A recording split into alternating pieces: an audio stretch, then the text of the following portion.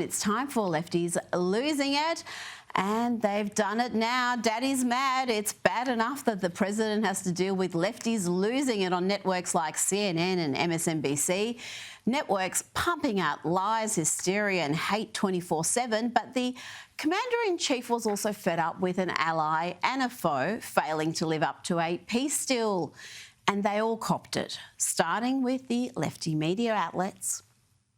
You know what they're doing? They're really hurting great pilots that put their lives in the line. CNN is scum, and so is MSDNC. They're all, and frankly, the networks aren't much better.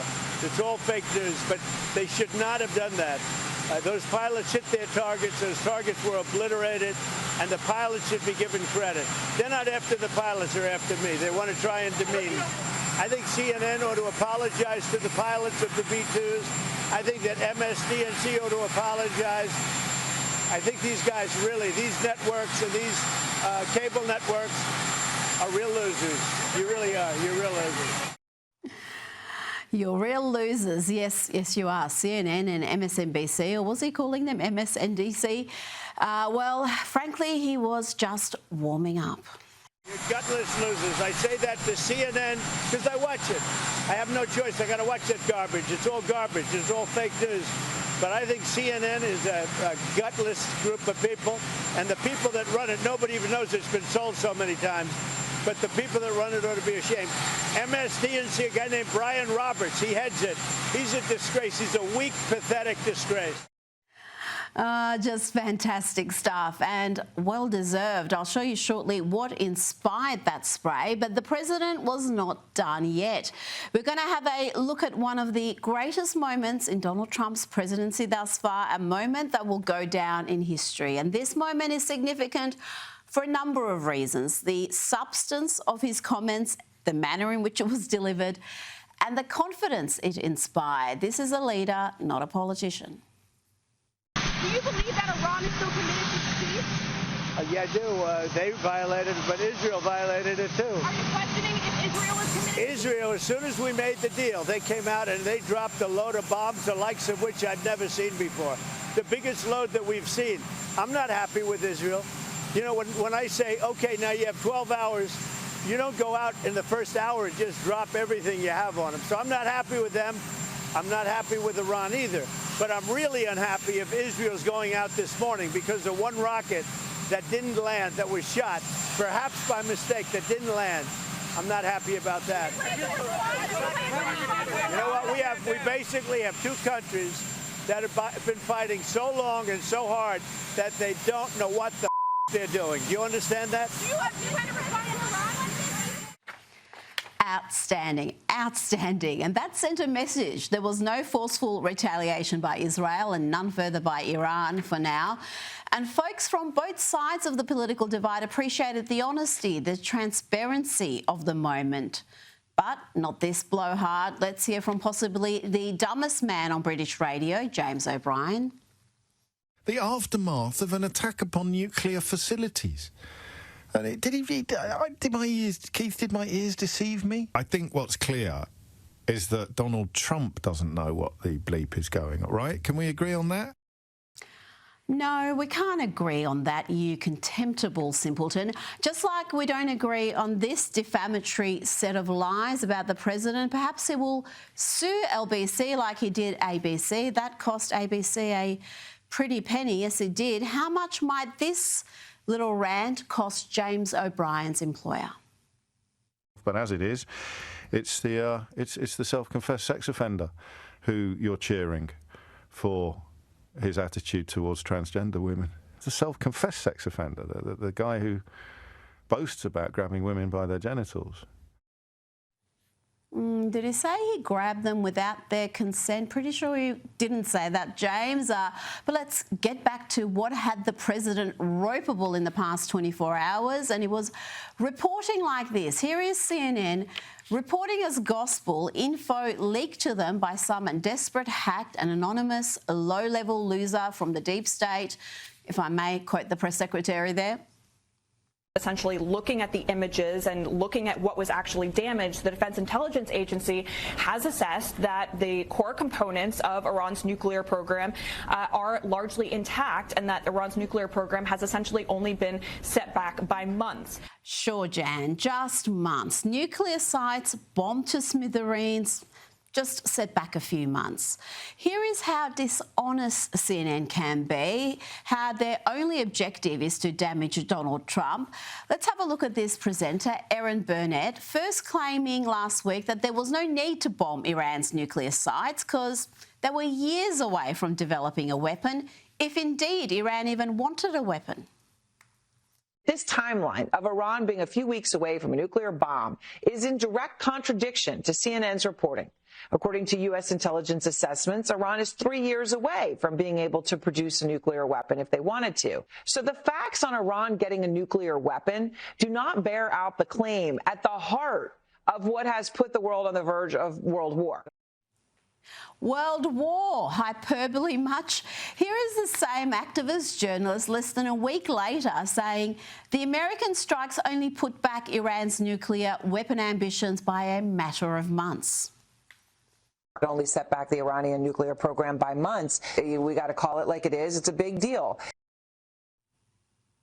Unbelievable. And here is CNN's Erin Burnett again claiming that those chanting death to America in Iran are actually really friendly. Well, perhaps they're friendly to her because she's the very definition of a useful idiot. They're chanting death to America all around me, even as I say, oh, I'm an American reporting for CNN, and they were happy to speak to me. So that those two sort of jarring realities of the chant and yet the friendliness have existed together.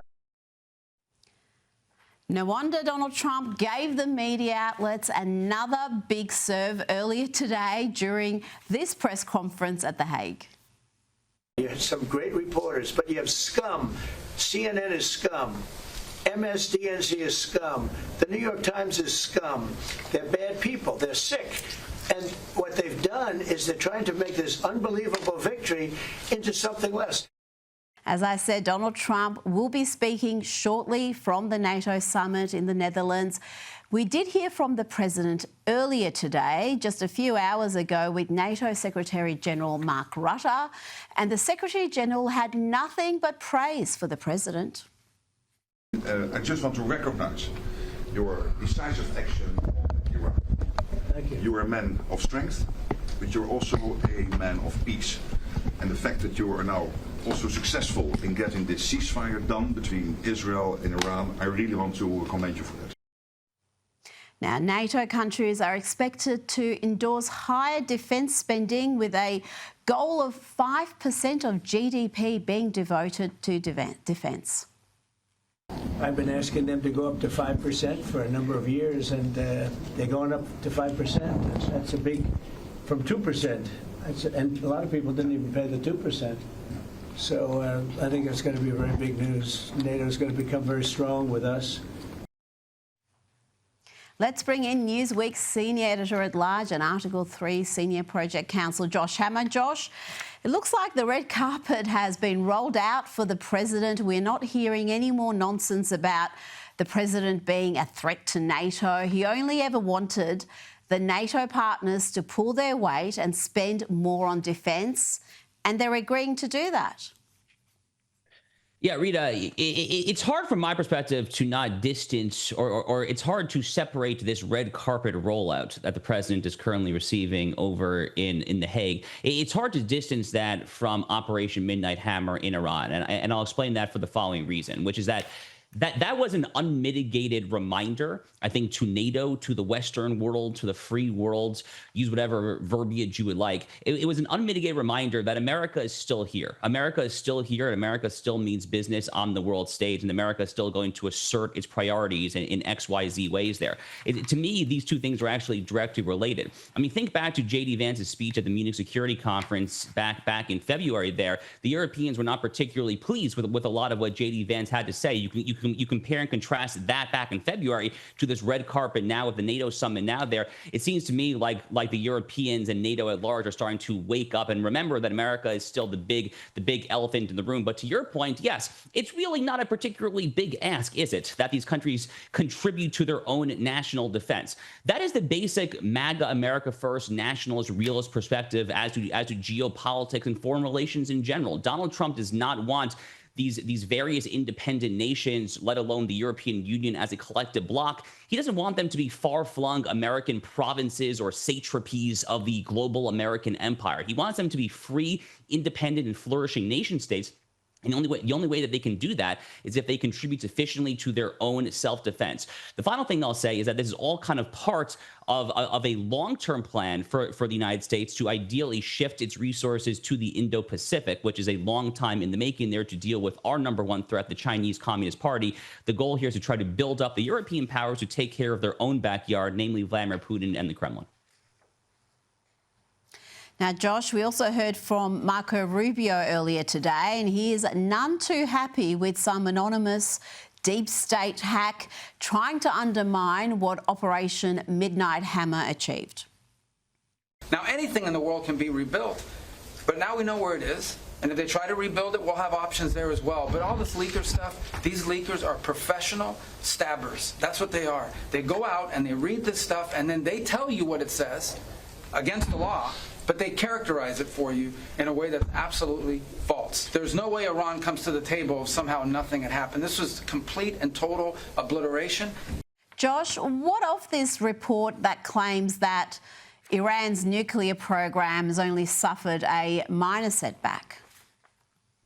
So it's worth noting, Rita, that the reporter who first got the scoop from this leaker, Natasha Bertrand, is the same reporter who was first responsible for trying to dismiss the Hunter Biden laptop back in October of 2020 as so-called Russian disinformation. So that should be a first major gargantuan red flag, is that the original source of this leaker is not a particularly trustworthy source, to put it mildly there.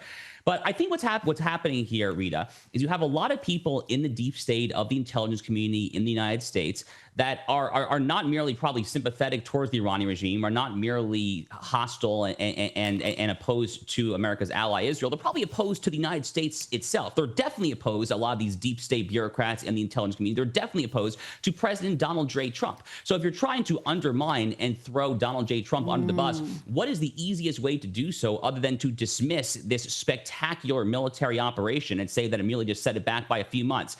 Now, the Israelis, for what it's worth, my understanding is that their intelligence is that the Iranian nuclear program was set back at least by multiple years. Maybe it was not literally obliterated for here and there and all time. But here's what I'll say, Rita. For the United States, the Iranians are obviously a major threat. For Israel, it's an existential threat. So if Israel was willing to agree to the ceasefire, which they were, that says a lot. That means that they were very satisfied with what actually happened on Midnight Hammer. Now, Josh, let's hear from Donald Trump's special envoy to the Middle East, Steve Witkoff. He spoke to Fox News earlier today about a possible new deal with Iran. We're already talking to each other, not just directly, but also through interlocutors. I think that the conversations are promising. We're hopeful that we can have a long-term peace agreement that resurrects Iran, that brings it into the League of Nations. Josh, is that realistic? Could we have a long-term peace deal on the table, one that the Iranians will actually abide by? Rita, I've been critical at times of Steve Witkoff. I'm not entirely sure that he is sober enough, frankly, when it comes to some of the actors that he is sitting down at the negotiating table with, and the Iranians, the mullahs are probably the number one example of that. I mean, this is one of the greatest problems going back 2.5, 3, maybe even 4 decades, is that these people are the most sniveling, lying, the biggest liars on the face of the earth, frankly, for lack of a better description there. I mean, you simply cannot trust them to abide by anything remotely resembling the words that are written on a piece of paper. This is one of the myriad flaws of Barack Obama's JCPOA nuclear deal back in 2015. Is one of the reasons why I was skeptical of these repeated rounds of American diplomacy earlier on in the second administration there, is that you simply cannot trust these people, which, by the way, also raised the question as to how you can expect them to abide by the actual ceasefire. Thus far, it seems like it's actually going very well in the very, very, very early early stages here. So God willing, that will hold there. But color me profoundly skeptical that this current regime with this current leadership can be brought into the League of Nations, the Western panoply there. Look, I would love nothing less. I would love to be proven wrong there. I just simply do not see it happening. It's just not in the nature of who these people are. It simply defies human nature and human reality. Now, staying with NATO, the Ukrainian president, Volodymyr Zelensky, he's arrived at the summit, and interestingly, he's wearing a suit, Josh. I don't think he wants to annoy President Trump again, but on a more serious note, the end of the Russian-Ukraine war must be a top priority for the president at this meeting. Oh, I think it's his number one priority. I think it is easily his top priority at this current meeting there. Donald Trump campaigned over and over and over again on getting a diplomatic off-ramp, on getting a ceasefire to the Russia-Ukraine war, a war that has gone on for way too long. You know, the media reports incessantly about the various conflicts in the Middle East, all of the wars in the Middle East combined over the past three and a half years, pale in comparison, frankly, to the carnage and the death toll there in Eastern Europe. This has been a horrific, brutal war. The country of Ukraine has been set back by at least a half century, if not more, talking about all the young men and women who have been killed, people who have fled. It's just awful. It's absolutely awful. And ultimately, for what gain? I still kind of sometimes struggle to answer that question to myself there. So this is an absolute pressing priority for President Donald Trump. I'm inclined to think, based on what we were just saying about this new red carpet treatment, this new agreement by some of the European powers to vow to raise their defense spending to 5% of GDP, I'm optimistic that maybe, just maybe, the European powers are willing to play ball here and try to convince both Zelensky and Putin to get and sit down at the negotiating table. Look, for a while, Rita, I thought that there was more pressure that was needed on Zelensky there. At this point, I think that probably more pressure is currently needed on Putin, because the Russians have not slowed down at all. People are dying in Kiev, Ukraine, on a basically nightly basis there. So we'll see. I mean, Trump's going to have to be a little tougher at the moment on Putin. Let's see what kind of sanctions are in the works there. But he's going to do everything he can to try and get a peace deal. That I know for sure. Now, just quickly to other news, we had the Democratic Socialist Zohran Mamdani. He declared victory today in the New York City Democratic mayoral primary. An astonishing development, Josh. This man is a radical, and given the demographics of New York City, he's likely to be the next mayor. What a catastrophe. You know, I was born and raised in the New York suburbs. I still have a lot of family. Most of my family is still there in the broader New York City area. I mean, what an unmitigated catastrophe to have a young 30-something-year-old socialist, a defund the police, defund ICE kind of crazed far-left pseudo-Marxist lunatic. I mean, what could possibly go wrong? I mean, New York City is still, in theory, the beacon of American power when it comes to finance and technology and trade and this and that there. Look, I would expect a lot of industry, of banks, of maybe even stock exchanges to start making a slow egress and exit out of New York in the years to come. And this is actually the way that New Yorkers want to ultimately control their own sovereignty and the destiny. If this is what they want to do, then I think that capital and business will respond in kind. The one thing that I will add, Rita, as a Floridian, is that, you know, I think Florida is close. I'm not sure how many more of these fleeing New Yorkers that we want to come down here to the Sunshine State. But, you know, look, joking aside there, I genuinely do expect that there will be pretty severe repercussions and ramifications when it comes to business and capital trying to flee New York. It is an unmitigated catastrophe for New York City. Oh, absolutely. I think property prices in places like Tennessee and Texas and Florida are going to skyrocket. We've already got an influx of New Yorkers going into those states, and I think that's going to increase.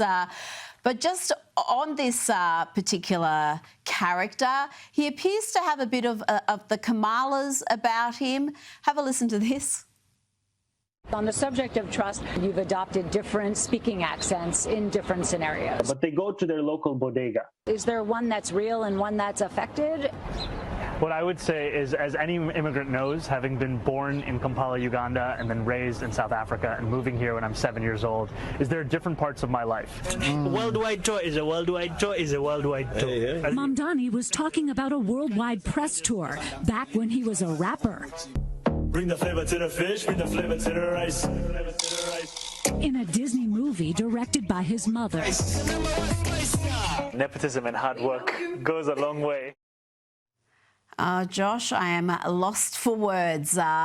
What can you say? New Yorkers, they keep voting for this. You can hardly feel sorry for them. They keep voting for these types of characters. Josh Hammer, thank you so much for your time.